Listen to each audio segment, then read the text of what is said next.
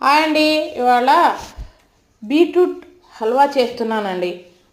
ముందుగా బీట్రూట్ని తొక్క తీసి పైన ఉన్న శుభ్రంగా కడిగి తురిమి పక్కన పెట్టుకోవాలి. ఆ తర్వాత స్టవ్ ఆన్ చేసి బాండీ పెట్టి బాండీ వేడైన తర్వాత తగినంత నెయ్యి వేసి నెయ్యి వేడైన తర్వాత